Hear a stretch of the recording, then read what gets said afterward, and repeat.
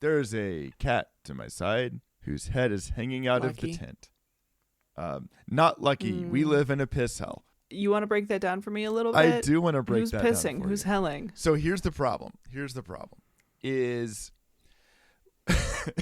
we made the bed one night, and then like right before my wife went to sleep, and she went to sleep, and then I came to bed, and I was like, something smells like piss. And 2 of the cats had been downstairs, so the only one that was upstairs was my old cat, was Cassie. And so we deduced Cassie had peed in the bed, which she's never done before. So that's not very nice. That's not good. We figure probably a UTI or something. She's older, whatever. Take her to the vet, get blood work done. Everything looks great. They can't get a urine sample, so they're like, it's probably a UTI. Here's antibiotic. Let us know if that doesn't fix it. Cool. Next day, there's more pee, and it seems like actually this was probably macaroni that did it. So my wife takes macaroni to the vet. They can't get a pee sample. They prescribe an antibiotic, say probably UTI, may have crystals. If it's still happening, come back and get us. Okay, cool. 2 cats pissing, whatever. There's piss in the bed. Someone has at this point peed in the closet. If I laid one of my shirts on the bed, the shirt gets peed on. There's a pee fiend in the house. Everything smells like pee. We live in a piss hell.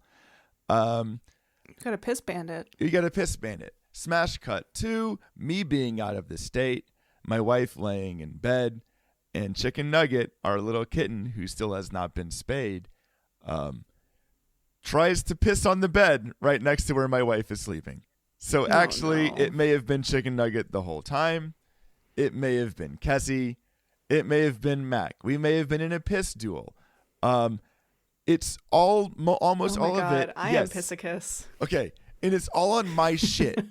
It's my blankets. It's my shirts. It's my side of the bed. It's my chair. So then it smells better than it did before is what I'm hearing. Kiss my whole ass.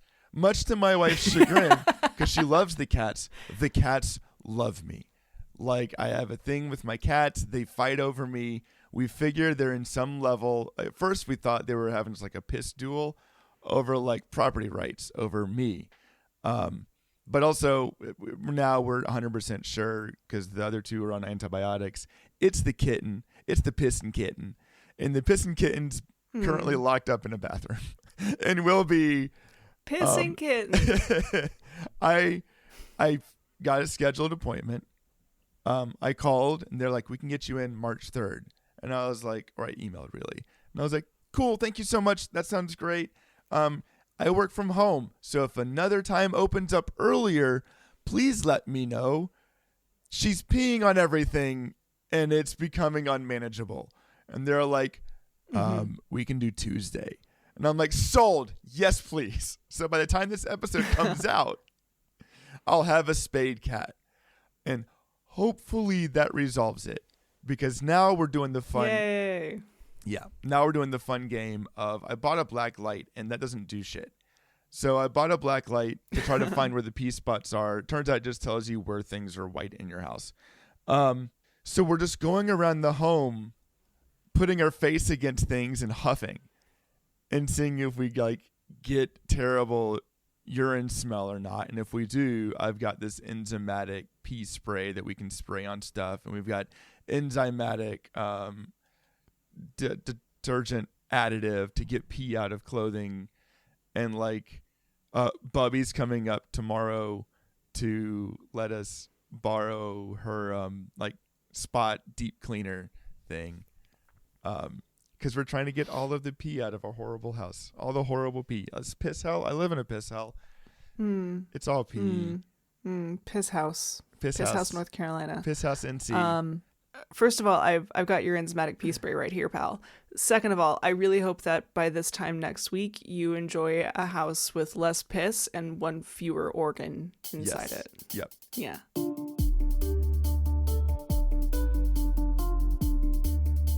Polydactyl.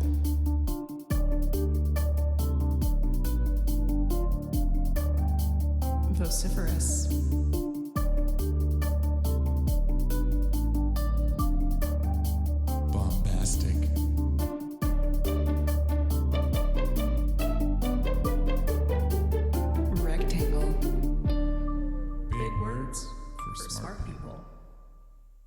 Hey y'all, it's Big Words for Smart People, the only podcast that makes dumb guys smarter and smart guys more smarter. I'm Frankie. My pronouns are they, them. Hey everybody, it's me, everyone's favorite child-friendly superhero, Two Swordz. I got two of them. Thank you for having me on today, Frankie. What are your pronouns, Two Swords? He, him, Blade. Bladez. Oh, you got two of them. Yeah, I got two of them.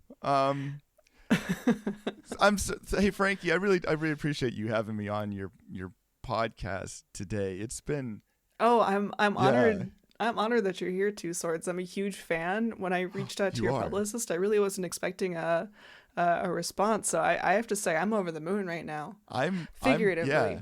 Literally speaking, I'm in Europe. You're over the pond, as they say in Europe.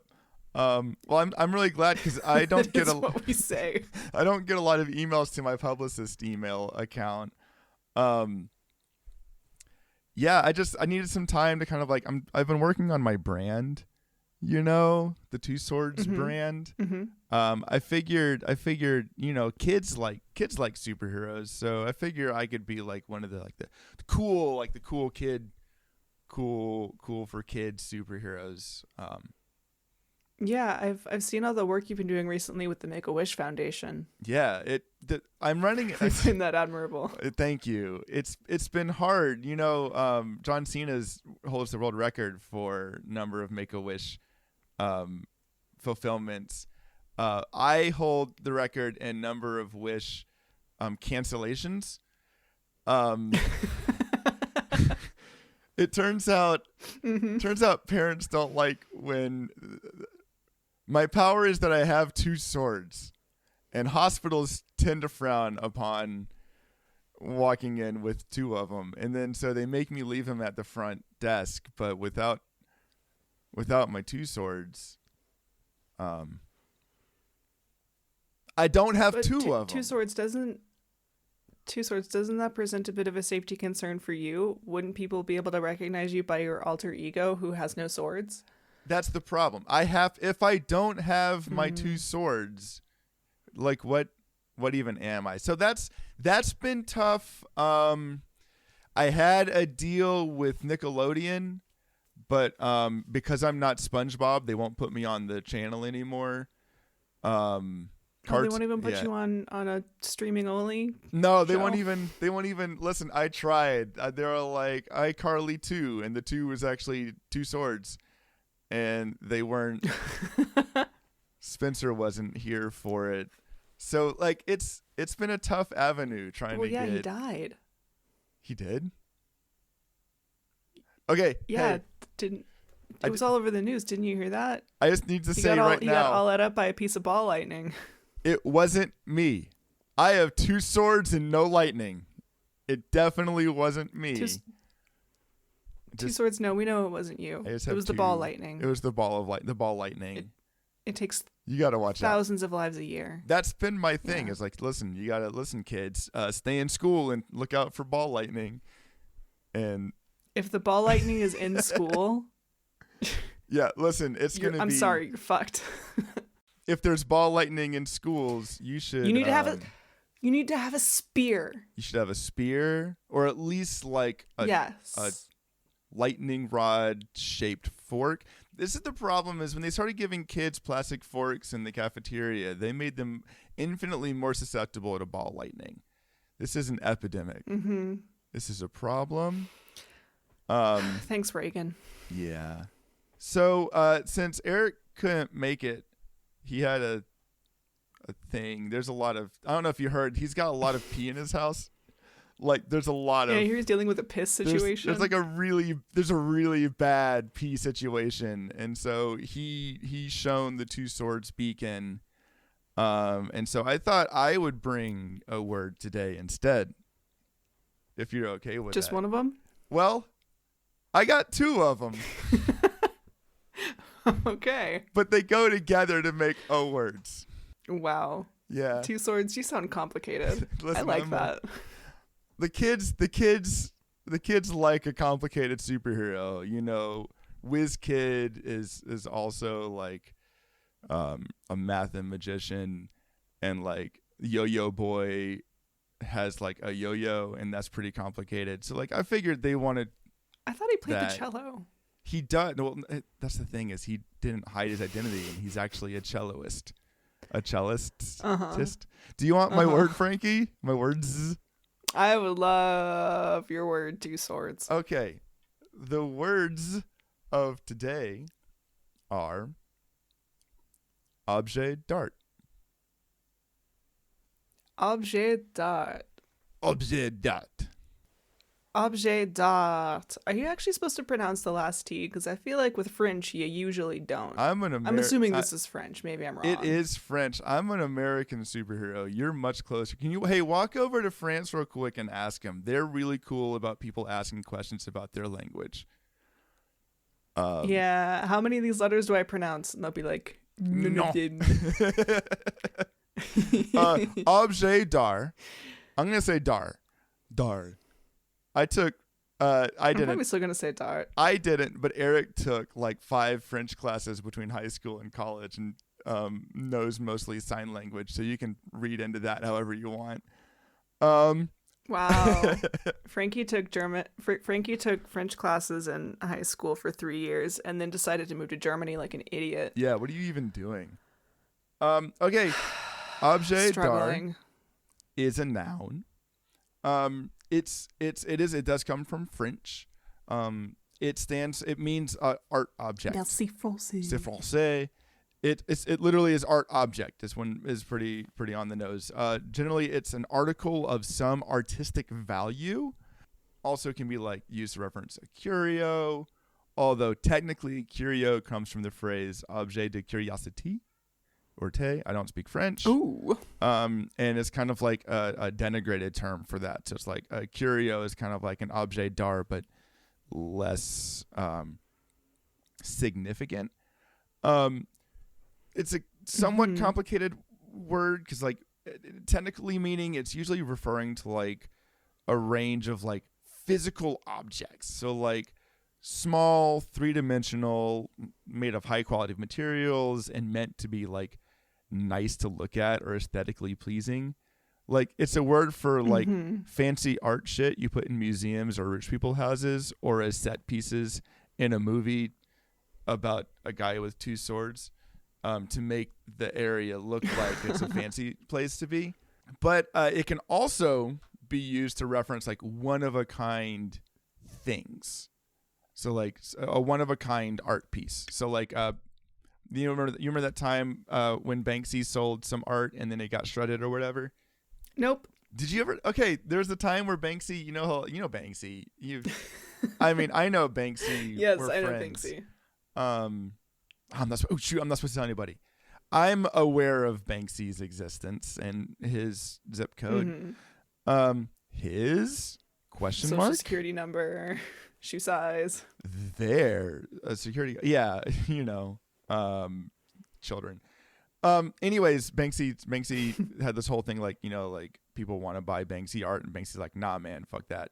And so Banksy sold an art piece and like moments after it was sold, it turned out the picture frame had a shredder at the bottom and it just shredded half the painting down. Like right after the that's money. Really good. Yeah, it's pretty good stuff. It's similarly, I want to talk to you about Two Swordz' favorite music group, Wu-Tang Clan. Whoa. Whoa. Okay. Yeah. You really threw me a curveball there. I wasn't expecting that. Well, Two Swordz ain't nothing to fuck with. Yeah, apparently. I want to talk to you.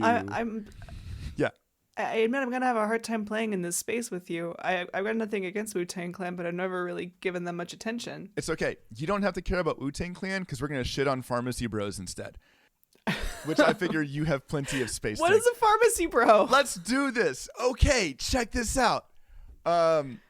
So Wu-Tang Clan's 7th album was one they recorded in secret between 2007 and 2013. So 6 years of recording a secret album. They released it. That's hot. And by releasing it, I mean they didn't. They made one single copy on CD in a Prism case, made no ability to download it or stream it. You might have heard of this a little bit. Wait, I know this story. And then they deleted the master. You're good. I'm just excited. Keep going. Yeah, they deleted the master because they were pushing back against, this was like 2015. They were really pushing against like the complete destruction of streaming media and like how you can't live as musicians anymore and like whatever. So they made a Objet d'art of this album titled Once Upon a Time in Shaolin is the name of the album. And then they held a big like art expo. People in attendance got to hear 13 minutes of the album before getting the opportunity to bid on it. It sold in 2015 at this auction for over $2 million, making it the single most expensive piece of music ever sold.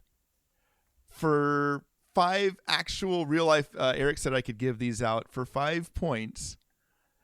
Who bought this album for over $2 million? I remember this one. Do you remember this one? That was Fartin Scroti. In the running for most punchable face in existence, Fartin Scroti. Absolutely. Good job, Frankie. Yeah. 5 points. I'll have Eric Oh my fax God. those I'm over. up to what, like 4 billion and 5 points? Yeah, he told me this was a problem. He asked if that was a thing 2 swords could fix, and I said, unfortunately, that's not a problem that the addition of additional swords would resolve. CEO.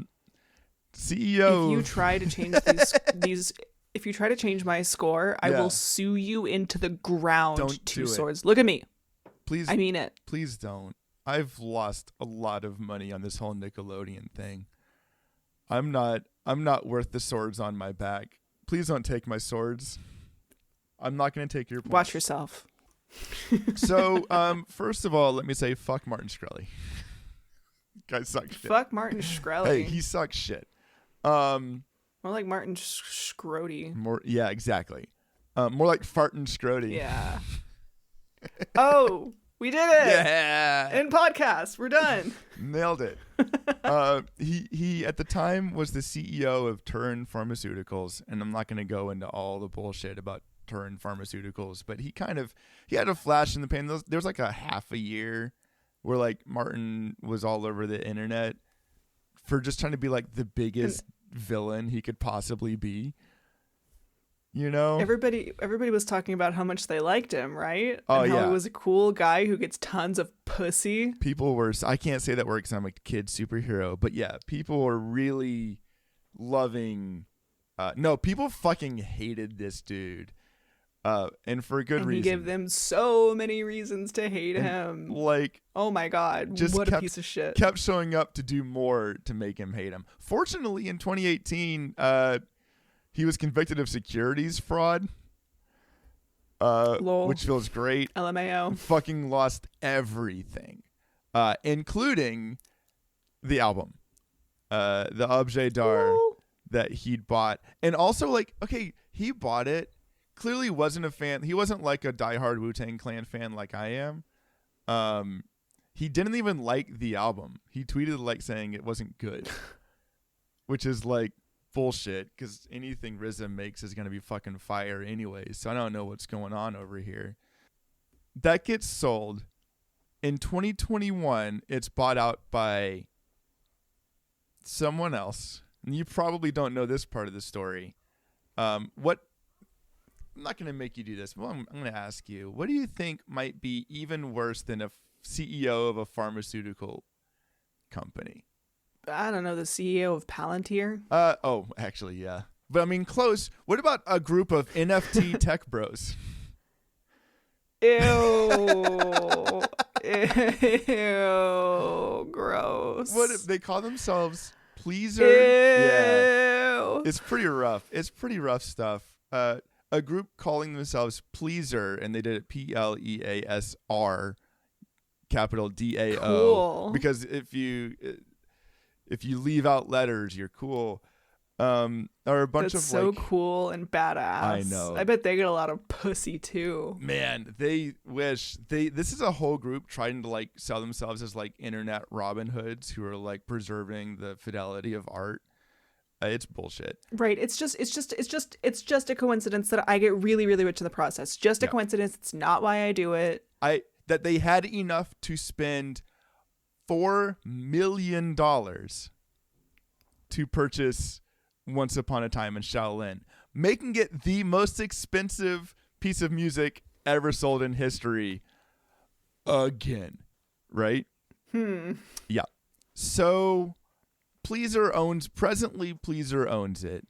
Now there was a time where Shkreli, trying to be the biggest shithead on the planet, tried to stream it on Twitter, thus eliciting a major lawsuit from Pleaser, being like, no, you don't own that, we own it, you can't do that.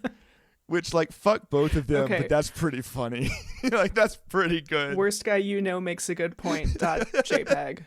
Yeah. Yeah. So like all of the Pleaser stuff then becomes this weird gray area, because their whole thing is like they want to be able to like show it at museums and like treat it as a piece of art. And the original like specifications for the contract around the album said it couldn't be released until October 8th, 2103, which is a long time from now. Then it could be released to the public. Pleaser has since like released bits and bobs to people through different like live listening opportunities. Their other thing, and they're saying it's to like give money, because they say they're going to take all the money from what they're doing and give it to the artists who made the album. So if we pretend like that's true for a second, their plan is anybody, and I'll be honest, I tried to find this website. I Googled for like 5 minutes and couldn't find it, but I'm sure it exists somewhere. For every dollar you pay, they'll progress the clock towards October 8th, 2103 by 88 seconds. So if you pay $1, we move 88 seconds closer to that timeline. I'm gonna do some math here. Do some math, because I want to say it's like an insane number of millions of dollars that they would raise to get to that point. Frankie, you're doing math on a podcast. You understand there's lots of people who are going to try to double check this. Well, tell me if I'm wrong in the Discord. I should have done the math ahead of time. I think it's like $28 million like they're going to raise for trying to move this thing. Okay, my math might be wrong. Yeah. Tell me in the Discord. Please. But that is Two Swords can't do math. That's he has thousands, millions, $29 billion. That sounds right to me, but I'm an idiot. It's an insane amount of money. If you tabulate, if people like, if we completely removed the natural and inevitable progression of time, if people just purchased it all out right now, that's how much it would be. It would be again the most expensive piece of music ever sold in history, many times over. So there's a really big gap between this is what we say we're going to do and Wu-Tang Clan getting $28 billion, right? And it's all in the hands of people who have made insane amounts of money by marketing and producing digital garbage, which is to say NFTs. And I so forget that they're still around, and those are blissful moments that I can forget that they're still around. Because Two Blades doesn't have a Twitter account, and so I don't. Oh, me neither. I don't No way. see them. I don't understand how media works. I have a Xanga, but no one's really. The fuck is a Xanga? I've had it since before MySpace, and Tom was my friend. But no one really gets on my Xanga anymore. Frankie, I don't know if this is a bit. Frankie, this is a real thing. Eric had a Xanga before MySpace was a thing, and his profile picture had him standing shirtless. You took the picture of me standing shirtless with two swords. It was really bad. It's a rough time in his life. All I'm getting when I try to Google Xanga is a Qatari football player. Well, it was a thing. Xanga existed. Oh, with an X. Yeah, with an X. I think. Yeah. Mm-hmm. Launched in 1999. Yeah, man. Woo! Okay, so yeah, I Two Swords have a Xanga, but not many people. The SEO, Frankie, the SEO is rough. Go Zang Two Swords. Xanga.com/2swrdz. Yeah, I mean X. It's two swords.xanga.blogspot.com/money please .pl. .gov is how you get to its domains are expensive, and WizKid took most of them. So Come on, WizKid. I wanted to bring this to you because like I think it's fascinating. Because it simultaneously does what Silver Rings and RZA wanted to do, which is create a limited piece of art to kind of revisit like the value of music and almost go back to that whole like when you had a like when somebody would pay you to make art in the Renaissance period.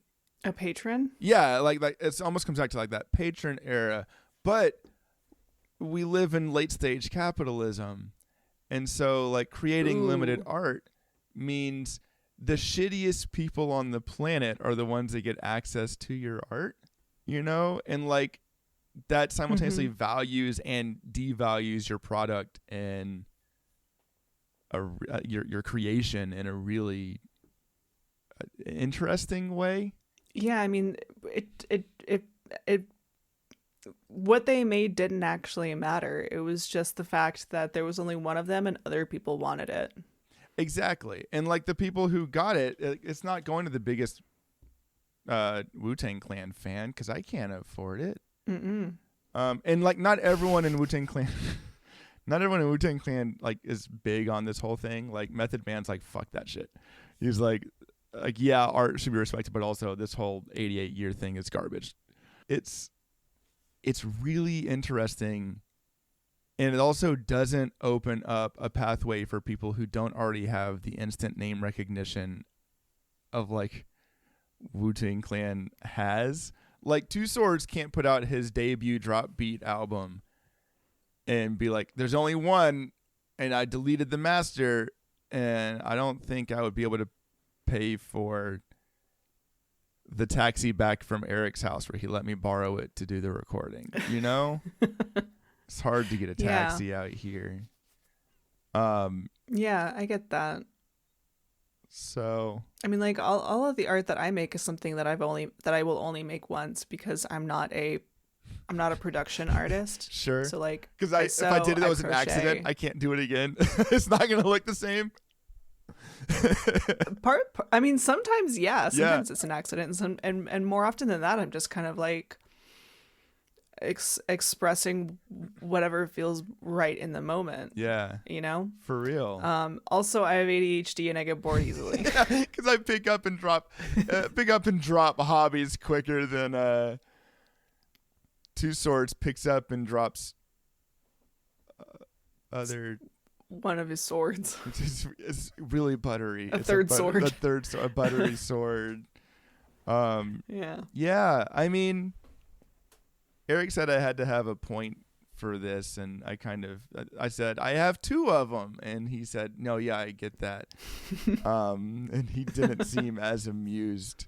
Actually, no. Eric was glad I was here. His wife's not as happy about it. She said, "We live in a piss hell, and now we're in a piss hell with Two Swords. How is this better?" And I said, "I don't know."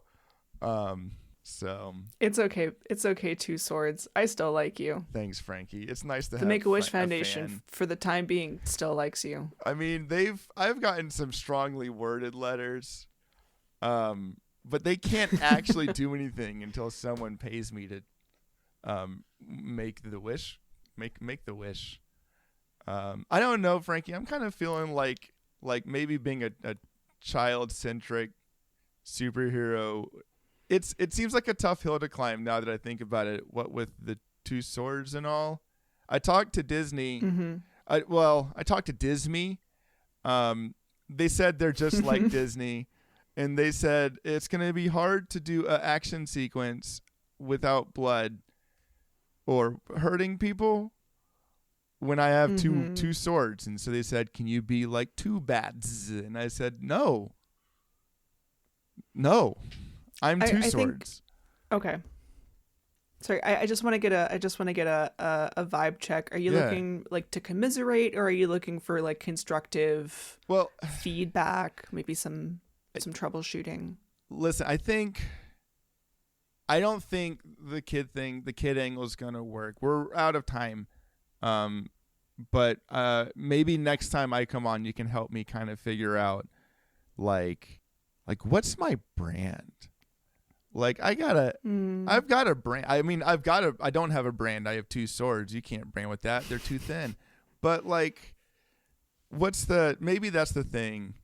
I don't know. I wanted to talk about Objet Dart and my favorite band, Wu-Tang Clan. And I'm pretty sure by saying favorite band, I'm no longer allowed to be a fan of the Wu-Tang Clan. But what are they gonna come beat you up? They're gonna come kick my ass. I have two swords, but I can't raise them against Wu-Tang Clan. Of course not. Yeah. Eric told me to read this though. So one second. If you like what we do, follow or subscribe or leave a comment or shine your two swords beacon into the sky. Create Objet Dart about how cool two swords is. About how much you love us and how we get tons of pussy. Two swords still can't say that. Maybe after your gritty reboot, we'll see. Yeah. My gritty reboot, like in Philadelphia. No, they already got a guy. They wouldn't take me. I don't think they'd do it. Philadelphia. Hey, I'm gonna be real with you. Philadelphia would. Sorry, that put me to sleep. Philly would turn two swords inside out and spit him back out. Like it would not. I'm not ready for that. Can you tell us about your two bees?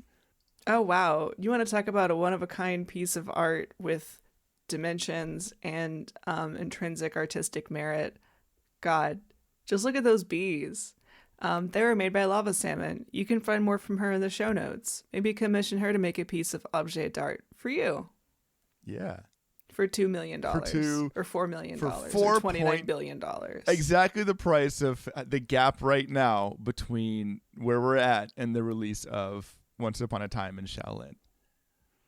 So. Well, like you're paying for quality. It's worth it. Exactly. Oh boy, we hope you have a very Objet Dart week. Thanks for having me, everybody. Oh, hey, Frankie. Merci beaucoup, tout le monde. Huh? I just saw two swords. Did you see that? Was he here? He told me he was going to come here. Yeah, two swords was here. It was awesome. It kicked ass. Let's start a recording. Oh, it's been running. Yeah, great. Shit. All right, next time. Let's go. Then. Okay. Sync. Bye.